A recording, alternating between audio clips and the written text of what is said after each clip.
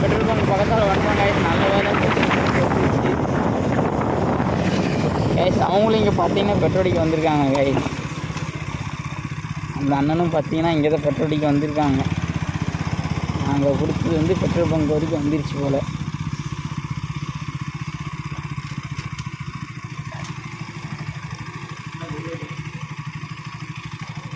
வந்து இது வரைக்கும் வந்துட்டாங்க. பார்த்தா உங்களுக்கு தெரியும்னு நினைக்கிறேன். அண்ணா 40 ரூபா கட்டி எடுத்தீங்கண்ணா. ஆமாங்கண்ணா, இன்சில் 40,000 கட்டினேன். வட்டி தாங்கண்ணா அதிகமாக இருக்குது. அண்ணா இதில் வாங்க. சரி வரேங்கண்ணா. நன்றிங்கண்ணா.